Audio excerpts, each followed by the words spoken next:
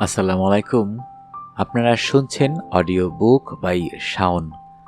আজকে আপনাদের পড়ে শোনাব হুমায়ুন আহমেদের লেখা একটি ছোট গল্প, প্রিয় হক ভাই। যারা এখনও অডিও বুক বাই শাওন চ্যানেলটি সাবস্ক্রাইব করেননি, অনুরোধ থাকবে চ্যানেলটি সাবস্ক্রাইব করে বেল আইকনটি অন করে দিবেন। তাহলে শুনতে থাকুন হুমায়ুন আহমেদের লেখা একটি জনপ্রিয় ছোট গল্প, প্রিয় হক ভাই।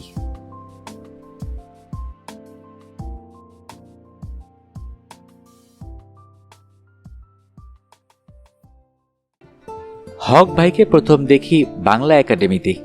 তখন তার মাথায় চুল ছিল, হাতে ছিল জ্বলন্ত সিগারেট। তিনি খুব উত্তেজিত ভঙ্গিতে কাকে কি যেন বলছেন। আমি পেছনের দিকে রয়েছি, কথাবার্তা শুনতে পাচ্ছি না। ইন্টারেস্টিং কিছু হবে এই ভেবে কাছে এগিয়ে গেলাম।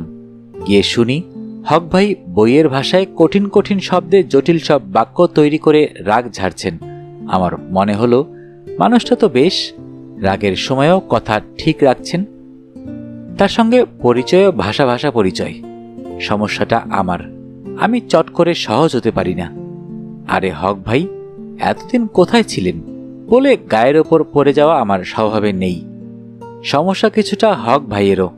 কথাবার্তা বলার সময় তিনি দূরত্ব তৈরি করে এমন ভাষা ব্যবহার করেন। যাই হোক, প্রথম পরিচয়ে আমি তাকে জানিয়ে দিয়েছিলাম যে আমি তার রচনার ভক্ত পাঠক। আমার এই কথায় তিনি তেমন উল্লসিত হননি।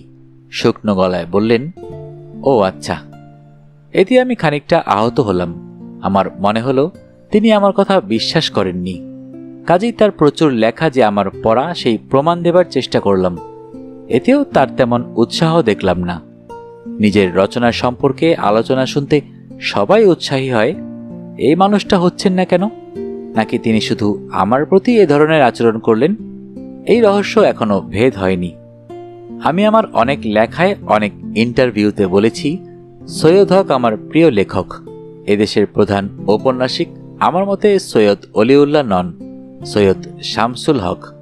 নানান কারণে সৈয়দ অলিউল্লাহ সমালোচকদের সুনজর পেয়েছেন। হক ভাইয়ের ভাগ্যে তা তেমন জোটেনি, বরং অধ্যাপক হুমায়ুন আজাদ টাইপদের কাছ থেকে পর্নোগ্রাফিক লেখক আখ্যা পেয়েছেন। এই অসম্মান তার প্রাপ্য ছিল না।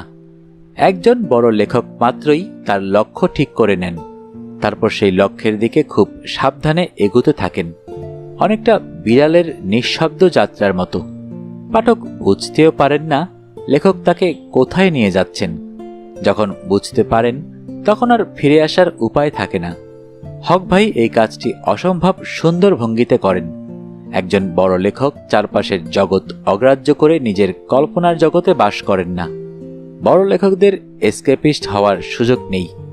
হক ভাই এসকেপিস্টদের একজন না। তিনি কখনোই বাস্তবতাকে অস্বীকার করেননি। তার নিজের আনন্দের জন্য তিনি লেখেন না। পাঠকের আনন্দ তার রচনার প্রধান বিষয় নয়। তার রচনা পাঠ করে মনে হয় বড় লেখকের এসকেপিস্ট হওয়ার পথ নেই। হক ভাই এসকেপিস্টদের একজন না। তিনি কখনোই বাস্তবতাকে অস্বীকার করেননি। তার নিজের আনন্দের জন্য তিনি লেখেন না। পাঠকের আনন্দ তার রচনার প্রধান বিষয় নয়। তার রচনা পাঠ করে মনে হয় তিনি বিশ্বাস করেন তাকে একটি দায়িত্ব দিয়ে পাঠানো হয়েছে। এই দায়িত্ব প্রিয় হোক অপ্রিয় হোক তাকে পালন করতেই হবে। একজন বড় লেখককে মানুষ হিসেবেও বড় হতে হয়। হক ভাই মানুষ হিসেবে বড় কিনা আমি জানি না, তেমন ঘনিষ্ঠভাবে তার সঙ্গে মেশার সুযোগ আমার হয়নি। তারপরেও দুটি ক্ষুদ্র ঘটনার উল্লেখ করছি।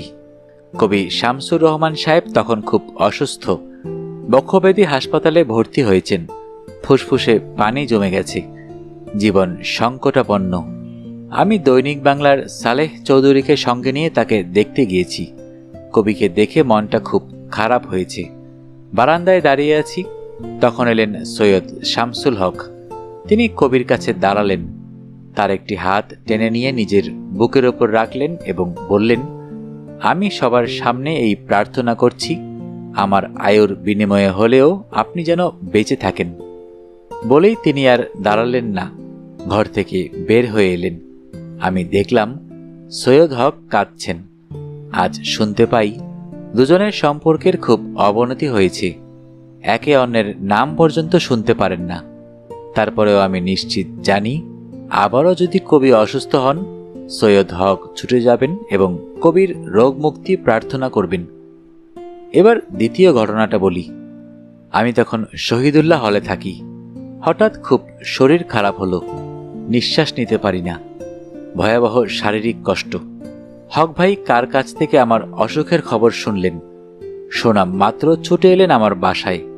বিছানায় আমার পাশে বসে কঠিন গলায় বললেন, হুমায়ুন, তোমাকে বেঁচে থাকতে হবে এবং অনেক দিন বেঁচে থাকতে হবে। তোমার হাতে 6টি আঙ্গুল, এই 6টি আঙ্গুলের একটি হলো কলম। 6 আঙ্গুলি মানুষের অসুস্থ হওয়া চলে না। হক ভাইয়ের সুন্দর করে বলা এই বাক্য দুটি আমার অনেক সঞ্চয়ের একটি। মাঝে মাঝে সমালোচকদের কঠিন আক্রমণে যখন দিশেহারা হয়ে যাই, তখন নিজের ডান হাত চোখের সামনে মেলে ধরে বলি, আমার হাতে 6টি আঙ্গুল, 6 আঙ্গুলি মানুষদের দিশেহারা হলে চলে না। ভোরের কাগজ হক ভাইয়ের ওপর একটি বিশেষ সংখ্যা বের করছে শুনে খুব ভালো লাগছে, এই কারণে যে আমি তার প্রতি আমার শ্রদ্ধা ও ভালোবাসা জানানোর একটা সুযোগ পেয়ে গেলাম। হক ভাই, আপনি ভালো থাকুন, আনন্দে থাকুন। আপনার প্রতি এই আমার শুভ কামনা। আপনি অতি ভাগ্যবান। জীবন তার মঙ্গলময় হাতে আপনাকে স্পর্শ করেছে। এই বিরল সৌভাগ্য কজনের হয়?